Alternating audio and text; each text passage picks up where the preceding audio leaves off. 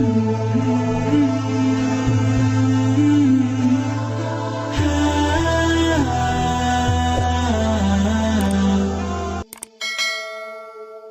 perlu sebuah ilmu untuk selalu menjaga hati ini. Ilmu niki namanya tasawuf. Jadi bahasa ulama, wa'lam anna tasawufa yuqalu lahu ilmul batin. Tasawuf niki ilmu batin, ilmu hati. Min ajallil ulum, termasuk bagian daripada ilmu yang paling tinggi nilainya. Saran ilmu tasawuf. Tasawuf niki pelajaran hati dan menampakkan akhlak keseharian tiang pun arak ketakut, arak keparap pada gawe disebabkan karena ilmu tasawuf.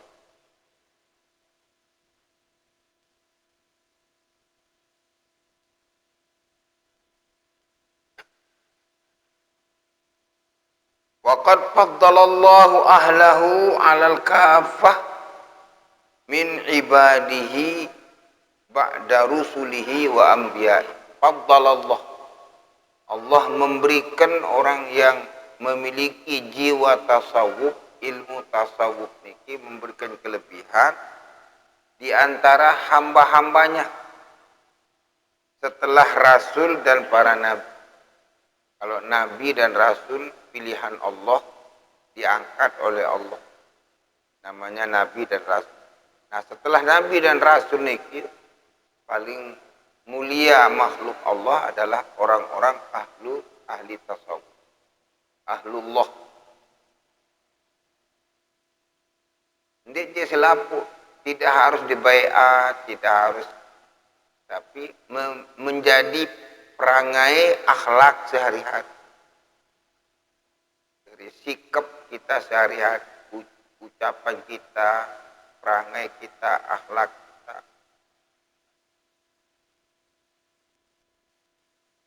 Wa ja'ala qulubahum ma'dinul asrar.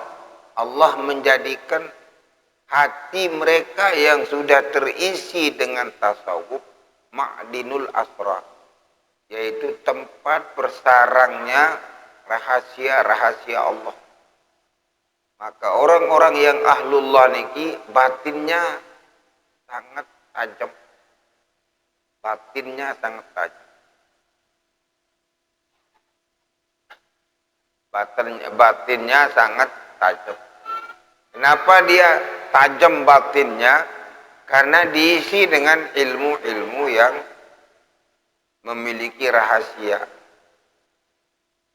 Kurayang, namun dengan sealim saleh, terkenal kesalehannya, kealimannya, dipeni macam-macam di karpa. Takut. Karena dia memiliki mata batin yang sangat luar biasa, tajam. Maka dini basid ja'ala qulubahum ma'dinul asrar. Allah menciptakan hati mereka itu ma'dinul asrar. Artinya tempat bersarangnya rahasia-rahasia Allah. Wakhtassahum min bainil ummah bitawali'il anwar. Wakhtassahum, dan diistimewakan oleh Allah di antara umat manusia yang lain bitawali'il anwar, dengan memancarnya cahaya di dalam hati mereka. Fil ilmi fahum al-ghiyasul lil khalqi. Para aulia, para orang-orang saleh, ghiyasun lil khalqi, menjadi tebing daripada semua makhluk. Maka Lombok niki orang banyak orang ahlullah. Banyak ahlullah. Maka banyak sekali kelebihan-kelebihan yang kita nikmati saat sekarang. Karena banyak orang dipenuhi oleh orang-orang yang saleh, ahlullah. Ad-da'iruna fi umumi ahwalihim malhaq. Qala tibi la yambaghi lil alim. Tidak sepantasnya bagi seorang yang disebut alim walau tabahhur fil ilmi, sekalipun ilmunya sangat luas, hatta sara wahidu ahli zamani an yaqna'a bima 'allamahu, untuk tidak ikut di dalam mempelajari ilmu tasawuf. Sekalipun ilmu-ilmu lain kita miliki sedalam apapun, tapi tidak bisa kita lepas namanya ilmu tasawuf. Dengan ilmu tasawuf ini akhlak batin kita. Tidak ada artinya kita memiliki ilmu yang banyak kalau kita tidak dibarengi dengan akhlak. Tidak ada artinya kita memiliki ilmu yang luas kalau kita tidak memiliki batin yang bersih. Maka ulama tasawuf sangat-sangat ihtimam maksudnya memprioritaskan yang namanya pembersihan hati.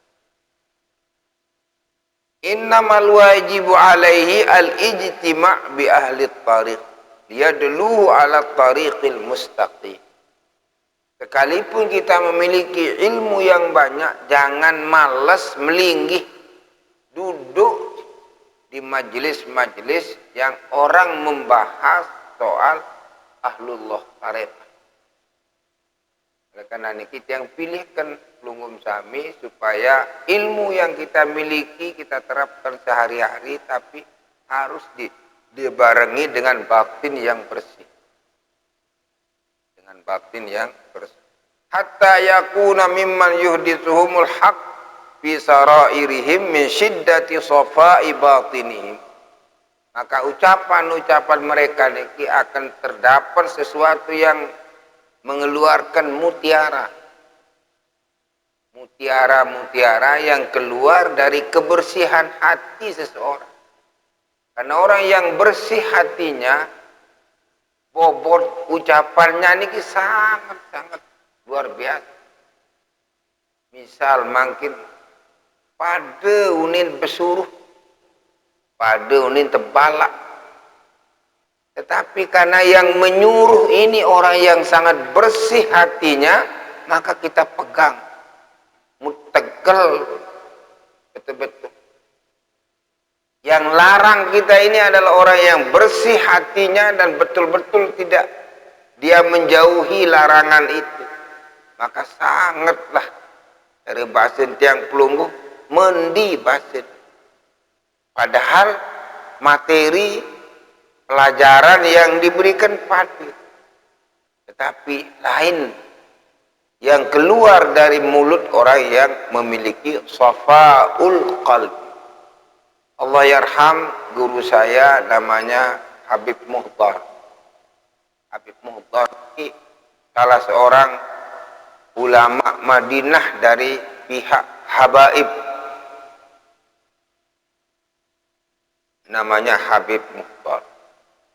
Munah bulan Maulid semua pelajar-pelajar belajar di Sholatiyah Darul Ulum atau ngaji di Masjidil Haram diundang oleh beliau untuk menghadiri Maulidun Nabi. Kadang-kadang di Madinah, kadang-kadang di Taif, kadang-kadang di Abha. Menurut dengan memiliki kemauan untuk ditempati tempat. Nah, tinggal beliau itu tiang sekali hadir di Madinatul Munawwarah. Ada kebun kurma itu kurang lebih ada 2 hektar. Kita pada melinggih kita. Kemudian mawaiz ini tausiah dari beliau. Undin luik lalu kalimah. Ayyuhal awlad, ayyuhal tullab, ayyuhal habaib, ayyuhal ahbab. Ittaqillah. Takutlah kepada Allah, karena Allah selalu tahu, mengetahui, ya'lamul jahra wa ma yakhfa. Telapun jamaah niki ribuan kancing niki nangis. Menangis dengan ucapannya hanya ittaqillah. Ittaqillah, takut ya Allah Ta'ala. Karena Allah Ta'ala yuraqibuka, selalu melihat kamu. Allah Ta'ala yang selalu mengetahui apa yang kita lakukan, karena Allah bersifat ya'lamul jahra wa ma yakhfa. Enggak pasti. Lo kembali tak itu tengah nangis. Tertusuk idap batin niki tertusuk. Kenapa? Keluar dari mulut orang yang sangat bersih hati. Apalagi Nabi. Pantas layak di zaman baginda Nabi SAW. Para orang-orang yang membenci baginda Nabi SAW dinarak bani berhadapan. Karena tajamnya ucapan beliau. Karena tajamnya pancaran penglihatan penyermin beliau baginda Nabi SAW. Jika semua orang-orang yang membenci Islam, membenci baginda Nabi, tidak ada yang berani berhadapan. Termasuk Abu Jahal, Abu Lahab. Tidak ada yang berani. Niki yang saya temukan adalah seorang ulama besar. Habaib. Jadi ketua paguyuban habaib di Madinah. Namanya Fadilatul Allamah Al-Habib Al-Muqdah. Dan Al-Habib yang mengambil Sahih Bukhari sama beliau. Dan masih lapang-lapang dulu tahun 1970-an. Sampai tahun 1980 sebelum 80. Nah, masih longgar Raudhatus Syarif. Kita ngaji Bukhari dari pagi sampai buka puasa.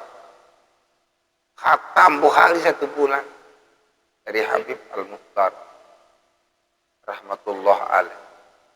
Nah, intinya kalimat yang dikeluarkan oleh beliau niki menusuk hati.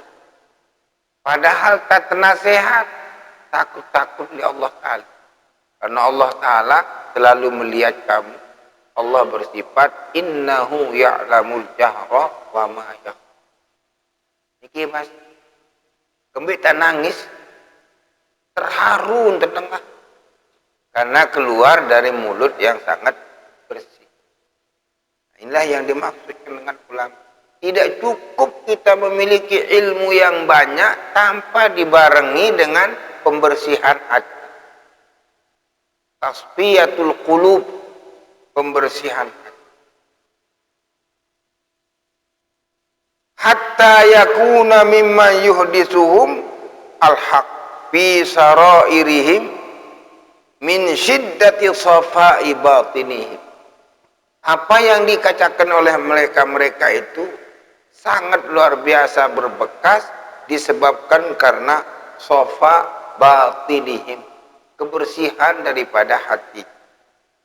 Wa yukhlisu min adnasi, dan bersih dari kotoran-kotoran yang nanti akan dibahas oleh ulama tasawuf.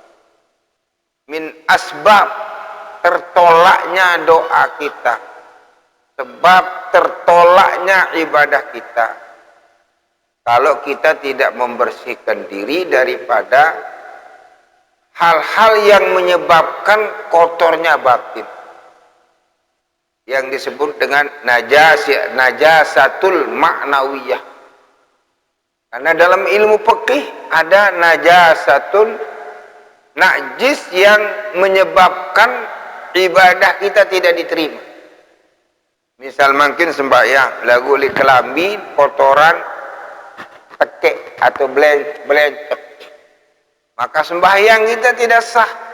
Kenapa? Ada kotor di pakaian kita, insya najis. Niki tertolak tidak sahnya ibadah karena ada najasatun batinah, zahirah. Tetapi nanti ada najasatun ma'nawiyah, najis maknawi. Bukan urusan sah dan tidak sah, tetapi urusannya diterima atau tidak diterima. Apabila seseorang masih di dalam hatinya, dalam badannya najasatun ma'nawiyah, maka amal ibadahnya ditolak oleh Allah Subhanahu wa taala. Tidak diterima. Doanya pun tidak diterima. Kenapa? Memiliki najasatun ma'nawi. Di antaranya hasad, dengki, dendam. Ini termasuk najasatun ma'nawiyah min sebab kita ditolak doa kita oleh Allah Subhanahu wa taala. Maka jangan heran para kiai-kiai kita zaman dahulu lamun roh sedekah selalu diawali dengan istighfar. Astaghfirullahaladzim, astaghfirullahaladzim, astaghfirullahaladzim. Bismillahirrahmanirrahim. Qul huwallahu ahad, Allahus samad. 3 kali. Istighfar dulu membersihkan batin. Qul huwallahu ahad 3 kali dibaca ta'dilul Quran. Memadai dengan khatam Quran. Karena 1 kali qul huwallah sulusil Quran. Qul huwallah 2 kali sulusal Quran. 2/3 Quran. Nilai ibadah. 3 kali qul huwallahu ahad sama pahalanya dengan membaca Quran satu sebungkul. Kemudian baca qul falaq, was-was daripada syaitan, ta'awuz, qul a'udzu birabbin nas, baca Fatihah, kemudian diawali dengan suratul Baqarah, kemudian zikir kepada Allah untuk membersihkan safaul qalbi niki, baru kita berdoa.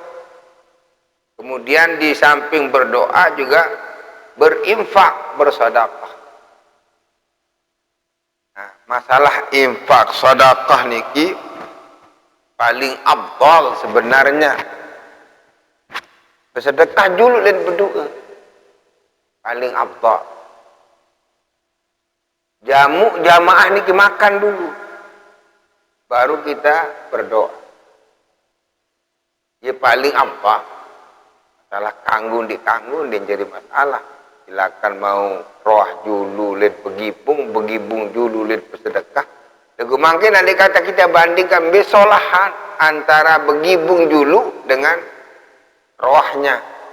Nah, jawabannya begibung julu. Kenapa? Di sana ada rahasia sedekah, rahasia infak.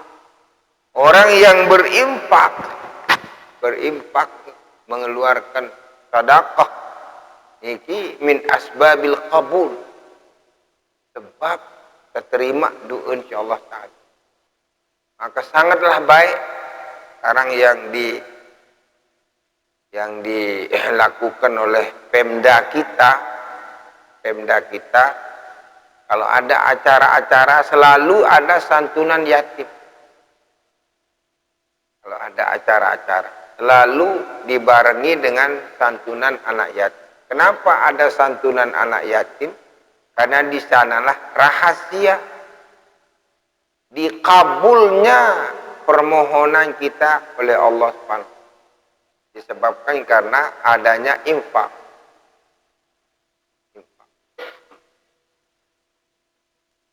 Nah, jadi bahasan ulama rahimahullahu ta'ala, di dalam hati mereka itu sunyi dari al-adna, wa ayyajtaniba ma syaba alai ilmihi minal kuduratil hawa wa khuzuzi naftihi ammaratun bisu hatta yasta'idda li faydanal ulumul laduniyah ala qalbihi wal iktibas min mishkati anwarin nubuwah. Karena kebersihan hati niki, maka keluar dari hati, kemudian diucapkan oleh mulut para ulama yang memiliki kebersihan jiwa niki, maka murid-muridnya mendapat ilmu namanya laduni. Ilmu laduni. Karena apa? Ilmu laduni ini sedikit diberikan oleh guru kita, tapi murid niki memiliki kemampuan untuk menjelaskan dan memperluas makna daripada ilmu yang dia dapat. Nah, itu biasanya apabila ilmu yang kita peroleh itu dari orang yang memiliki kebersihan hati. Maka jangan heran kalau kita usia mbeta mengaji pelinggi oleh tiang alumni Bengkel.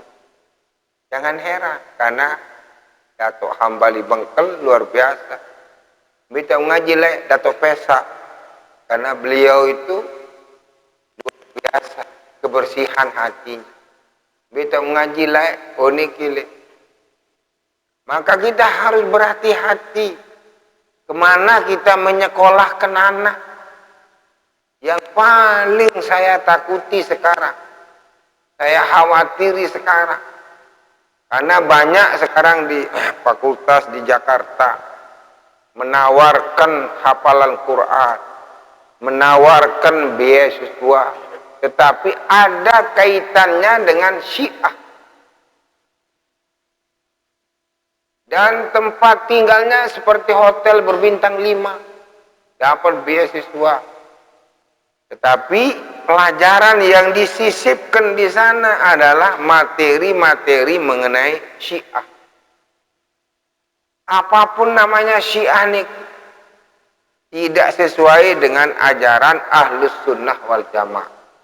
Lebih-lebih kalau ditambah Ahlus Sunnah wal Jamaah An-Nahdhiyah. Karena orang Syiah ini memiliki jiwa revolusi yang tinggi, ingin menguasai negara itu. Maka para pejabat tinggi keamanan, intelijen sudah tahu. Maka kita hati-hati. Janganlah menyekolahkan anak kita kecuali madrasah, pesantren atau negeri yang mana sekolah itu sudah jelas-jelas identitasnya. Jangan dipengaruhi karena beasiswa. Jangan dipengaruhi karena mewah gedungnya. Karena ada sekarang itu di Jakarta di bawah naungan Syiah berhubungan dengan Iran. Lain. Kalau Syiah niki tanda-tandanya dia taqiyah. Taqiyah. Pada mak itu cara njuluk apa je cara-cara jago ya wah cara dia ikuti cara-cara. Lemak munah begak dengan mulai wah loi akal. Munah begak kekuatan mulai sudah lain kalimatnya. Itu namanya taqiyah. Tanda-tandanya membenci Abu Bakar Siddiq. Yang kedua membenci Siti Aisyah radhiyallahu taala anha. Yang keempat membenci Sayyidina Umar. Yang kelima membenci Sayyidina Utsman. Hanya yang bersih adalah Sayyidina Ali. Yang lain itu adalah murtad. Quran yang kita baca sekarang ini banyak yang diselewengkan. Itu ajaran Syiah. Dan boleh kawin kontak. Saya kawinkan kamu dengan anak saya selama 3 bulan. Ya sudah. Engkau 3 bulan langsung. Nah, ini sudah ada di Bogor. Di hotel-hotel penginapan di Bogor itu sudah mulai banyak di Jawa Barat, Bogor. Itu tanda hati-hati. Maka saya ingatkan kepada pelunggung Sami memilih sekolah, memilih pesantren, jangan terpengaruh dengan adanya di sana hafal Quran, tahfidz Qurannya, kemudian beasiswa, sehingga kita tidak memikirkan siapa menjadi orang terdepan di pesantren itu. Kalau orang yang terdepan di pesantren itu pembangkang, maka jangan heran anak-anak buahnya akan jadi pembangkang. Kalau yang menjadi depan daripada pesantren itu akidahnya Wahabi, jangan heran maka santri-santrinya akan pulang Wahabi. Maka tidak banyak, tidak sedikit anak-anak kita yang sekolah di Mataram masuk organisasi tertentu, pulangnya di milih bersalam kancai nama, nyiruki menama di milih. Karena apa? Karena sudah terkontaminasi, tercuci otaknya dengan paham-paham radikal. Menharap ruan anak jarin menuruan, maka segera diperbaiki. Sudah terlalu banyak menjadi orang yang radikal. Sekolahnya di IAIN, sekolahnya di UNRA, tetapi pergaulan luarnya dengan orang-orang yang berorganisasi yang tidak ingin salaman dengan orang tuanya. Kalau sudah itu yang terjadi, hati-hati dengan anak kita, perbaiki sholat-sholat. Jangan sampai terkontaminasi. Maka salah kita pilih pesantren yang dasarnya adalah Ahlus Sunnah wal Jamaah An-Nahdhiyah. Lombok Tengah niki banyak lidare, kita kader betul-betul, ke-NU-annya kita kader. Kemudian di Mertatombo, kemudian di Beransak, kemudian di Bagu, kemudian di Manhal. Kita kader anak-anak ini. Supaya jangan kecewa nanti pelunggum sami, wan sajari lem anak jari dia. Bukan membanggakan kita, malah menjadi musuh orang tuanya. Karena menyalahi daripada ajaran akidah Ahlus Sunnah wal Jamaah. Dia milih baca talqin, dia milih maulid, dia milih ngehol, dia milih nyiwa, dia milih nyatus. Nah, itulah tanda-tanda daripada paham yang mengakui dirinya Ahlus Sunnah wal Jamaah, tetapi dia adalah Wahabiyah. Dialah yang memperjuangkan berdirinya kerajaan Arab Saudi, sehingga membuat MOU di London untuk menjadi mazhab resmi negara. Maka sampai sekarang di Saudi Arabia itu pelajaran-pelajaran agama dan berpekihnya Hambali. Dan tanda-tanda paham itu ndak milih pelajari sifat 20. Cukup rububiyah dan uluhiyah. Akidahnya rububiyah dan uluhiyah. Tidak mau mempelajari sifat 20. Tidak mau. Apa tidak ada artinya. Waktu yang berdialog. Orang yang MA ya anak tokoh.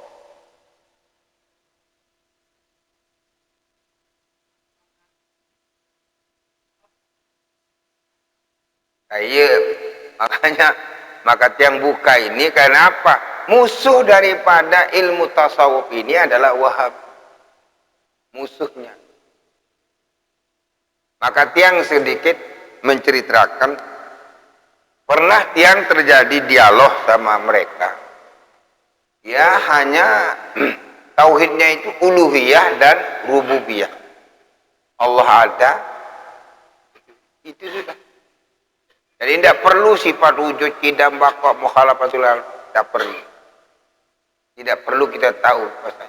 Nah, kalau begitu saya tanya antum, saya bilang, ada Allah atau tidak ada? Ada apa tidak dulu? Saya tanya dulu.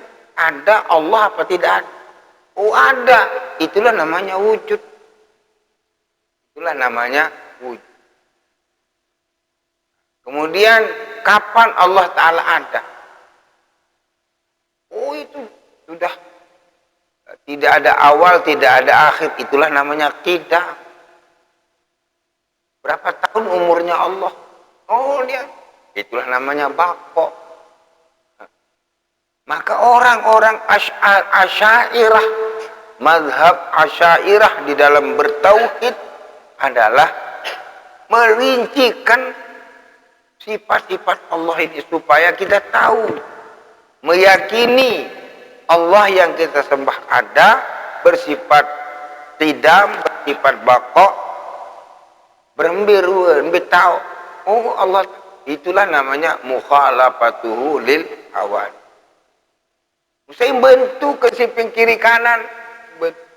Ni dunia kancing pirik Allah Ta'ala lain. Oh dia sendiri ya. Itulah qiyamuhu di nafsi. Arak nenek di langit atau di langit arak. Urusan nenek sepul di bumi arak yang ngurus antara langit dan unde. Satu.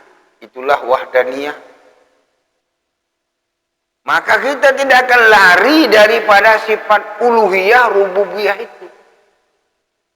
Yang kita berakidah ahlus sunnah wal jamaah, an-nahdhiyah, dan dirincikan dengan sifat 20.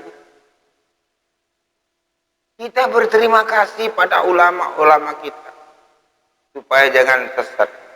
Maka aliran Muhammad bin Abdul Wahhab ini yang dikenal dengan ulama Wahhab.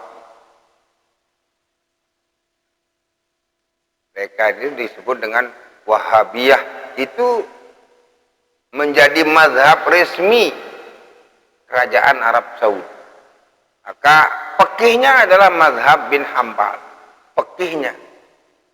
Jadi kalau fikihnya Muhammad bin Hambal, apabila kita makan daging yang dimasak oleh api batal wudu. Buat begibung mangkit daun kanduk rawon batal wudu. Itu mazhab Ahmad bin. Bersentuhan laki dan perempuan tanpa syahwat tidak batal wudu. Itu mazhab Ahmad bin. Ahmad bin Hambal ini gurunya Muhammad ibnu Idris Asy-Syafi'i. Jadi gurunya imam kita Muhammad ibnu Idris Asy-Syafi'i. Memiliki murid namanya Ahmad bin Hambal. Imam Syafi'i berguru juga kepada Imam Darul Hijrah Anas bin Malik yang dikenal dengan mazhab Malik. Tapi mereka ini memiliki wawasan, tingkatan kealimannya sudah sampai kepada derajat mujtahid mutlak. Tidak boleh bertaklid lagi. Ialah sumber. Menggali sumber-sumber hukum dari Quran dan hadis. Dengan alat yang dia miliki. Maka mereka itu. Dan semua ulama-ulama besar niki tidak lepas dari mazhab. Maka ketika Muktamar Nahdlatul Ulama tahun 1936 di Banjarmasin memutuskan bahwasanya kita warga Nahdliyin wajib bermazhab dengan salah satu mazhab yang 4. Salah satu. Mau bermazhab Syafi'i silahkan yang mayoritas di Indonesia. Mau bermazhab Hanafi silahkan yang mayoritas di Pakistan, India dan juga Afghanistan. Kalau mau mazhab Maliki silahkan mayoritas di Madinah. Kemudian kalau mau bermazhab Hanafi niki mayoritas ada di Pakistan, India. Hanafi Pakistan, India, orang-orang bahasa Urdu nih mayoritas Hanafi. Kemudian kita setelah Hanafi, Maliki mayoritas di Madinah, termasuk di Mesir, termasuk di Maroko, Jazair, Tunis niki mayoritas bermazhab Maliki. Kemudian yang ketiga Syafi'i, Asia Tenggara, termasuk Indonesia, Malaysia, Brunei, niki mazhab Syafi'i. Kemudian Ahmad bin Hambal ada di Arab, Mekah, Madinah, dan juga Suriah, Jazair, Tunis, termasuk Mesir. Itu mazhab. Maka di dunia ini tidak lepas dari 4 mazhab. Bagi Nahdlatul Ulama wajib kita memakai salah satu mazhab. Tidak dibenarkan orang yang tanpa mazhab. la madhabalah, tidak dibenarkan oleh Muktamar Nahdlatul Ulama tahun 1936 sebelum Indonesia merdeka. Sudah dibahas. Nggih. Nggih. Mazhab Asy'ari dalam tauhid, dalam tauhid mazhab Asy'ariyah dan Al-Maturidiyah. Kalau kita bertauhid, bertasawuf, lari kepada Imam Al-Ghazali, panutan kita. Kalau dalam fikihnya, panutan kita adalah Syafi'i, Hanafi, Hambali, Maliki. Tapi tidak boleh mengambil sak murah-murah. Misal mangkit, kalau mazhab Syafi'i memegang kemaluan batal, bersentuhan laki perempuan batal. Tapi mazhab Hanafi tidak batal wudhu kita kalau memegang kemaluan. Apa bedanya kulit yang ada di kemaluan itu dengan kulit hidung? Ini mazhab Hanafi. Mazhab Maliki makruh membaca bismillah dengan di dalam sembahyang. Tapi mazhab Syafi'i tidak sah tanpa bismillahirrahmanirrahim. Kalau mazhab Ahmad bin Hambal sunnah membaca bismillah sirran. Maka kita tidak boleh mengambil mudah-mudahnya saja, kecuali dalam situasi yang harus kita taklid. Taklid niki pun ada syarat. Misalnya wudhu mungkin.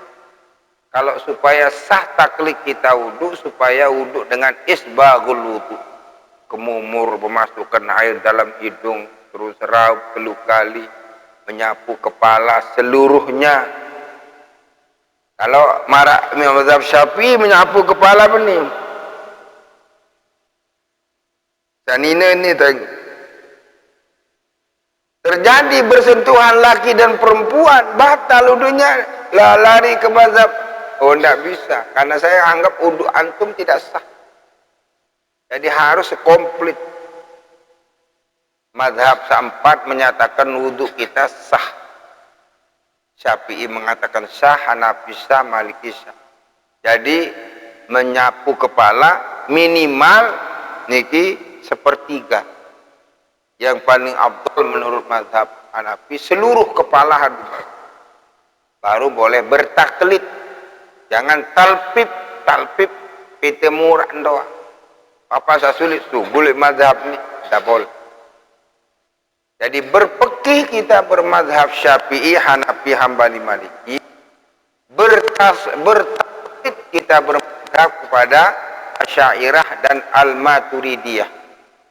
Bertasawuf pada Junaid Al-Baghdadi dan juga kepada Imam Al-Ghazali. Maka di Nahdlatul Ulama ada namanya tarekah mu'tabarah. Tarekah yang mu'tabarah, yang diakui keabsahan sanad-sanadnya sampai kepada Sayyidina Ali, kepada Rasulullah SAW. Jadi ada bedanya. Kalau tadi mazhab Asy'ariyah di dalam tauhid, mazhab Maturidiyah sama dengan Asy'ariyah. Ada beberapa perbedaan. Misalnya kalau Imam Al-Asy'ari, iman itu adalah bagikan naperan pisau tajam. Kemudian Al-Maturidi juga mencontohkan itu. Iman itu semakin bertambah dan berkurang. Fakun minal imani fi mazidi bi kasratis sholati wa ta'at. Katakanlah olehmu, iman itu semakin bertambah apabila semakin sering kita melakukan ketaatan. Iman itu akan luntur apabila kita lali beribadah. Maka iman itu yazidu yang bertambah dan berkurang. Dan insya Allah nanti ada saatnya kita akan bahas masalah yang nyangkut masalah akidah. Nah, tapi yang kita masuki sekarang ini adalah ilmu tasawuf. Yang mana ilmu tasawuf ini sangat diingkari oleh Wahabi. Diingkang kok yang namanya ilmu tasawuf. Nah, diingkang. Untuk membedakan kita dengan mereka itu, kita selalu berpegang kepada ilmu tasawuf. Karena akhlak. Tidak ada artinya kita memiliki ilmu yang banyak kalau kita tidak memiliki akhlak yang mulia. Maka di sini ulama hanya menyebutkan hatta yasta'idda li faydanal ulumul laduniyah ala qalbihi wal iktibas min mishkati anwarin nubuwah wala yatayassara dzalika adatan illa ala yadin syaikhin kamilin alimun bi'ilaji amradin nufus wa tathhirihi minan najasatil ma'nawiyah. Yang paling bidangnya, yang menjadi bidangnya adalah para ulama yang memiliki al-kamil, kesempurnaan jiwanya, kesempurnaan ilmunya, sehingga mampu mereka itu membersihkan najis-najis maknawi yang ada di dalam batin kita. Maka itulah yang kita dekati, itulah yang menjadi pergaulan kita, supaya kita terasing dari hal-hal yang menyebabkan su'ul khatim. Na'udzubillah min dzalik. Nah, di antara ilmu-ilmu tasawuf itu banyak mengamalkan selawat Nabi, banyak beristighfar, banyak berkata la ilaha illallah, la ilaha illallah. Dan sampai ada gerakan zikirnya niki berbeda-beda dengan tasawuf yang lain, tarekah yang lain. Qadiriyah Naksabandiyah lain. Kemudian tarekat Saman lain, mencap. Dan niki macam-macam aliran tarekat. Tetapi tujuannya adalah bagaimana menggerakkan hati ini. Tanpa ada bayan marat yang pelunggum nih bertarekah. Kita ini bertarekah semua. Kenapa? Mengamalkan syariat. Mengamalkan syariat dengan baik, mengamalkan tauhid dengan baik, berkeyakinan dengan keyakinan yang sempurna, itulah tarekah. Itulah tarekah tanpa ada bai'ah. Ada juga tarekat yang dibai'ah. Bai'ah ini ada janji setia. Di antaranya jangan meninggalkan bacaan la ilaha illa anta subhanaka inni kuntu minadh dhalimin, la haula wala quwata illa billah, seterusnya. Maka yang ajak pelunggum sami mengamalkan tarekat ketika pelunggum tidur, beristighfar paling kurang 100 kali, berselawat kepada Nabi 100 kali, dan Allah akan menenangkan batin kita apabila kita bangun dari tidur, dan menyebabkan hati kita tidak malas. Fadilah daripada istighfar dan selawat ketika tidur. Kemudian menyebabkan banjirnya rezeki kita juga. Saya berikan kepada pelunggum selawat yang disebut dengan selawat Allahumma salli ala Muhammad karimul abai wal ummah. Karimul abai wal ummah. Menyebabkan rezeki kita datang. Allahumma salli ala Muhammad karimul abai wal ummahat. Allahumma salli ala Muhammad karimul abai wal ummahat. Kemudian selawat Jibril, Allahumma salli ala Muhammad, Allahumma salli alaihi wasallim. Selawat Jibril. Semua selawat kita amalkan, insyaallah tatanazzalu alaihi as-sakinah. Allah menurunkan di dalam hati kita ketenangan batin. Nas'alullah as-salam.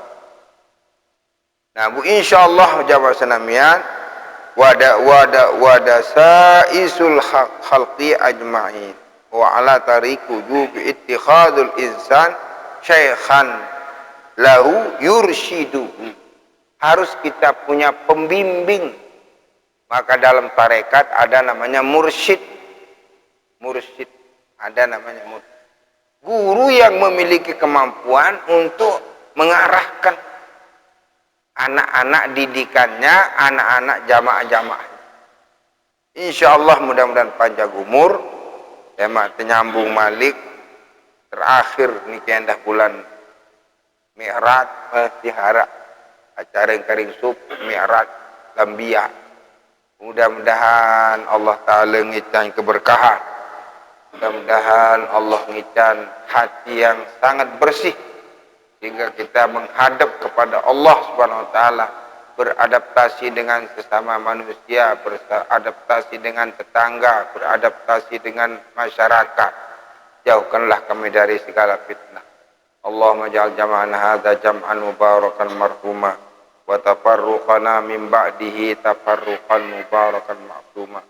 Allahumma a'inna ala dzikrika wa syukrika wa husni ibadat. Rabbana atina min ladunka rahmatan wa hayyi' lana min amrina rasyada. Rabbana iftah bainana wa baina qaumina bil haqq wa anta khairul fatihin. Sallallahu ala abdika wa rasulika Muhammad wa ala alihi wa sahbihi wa akhiru da'wana anil hamdulillah. Al-Fatihah.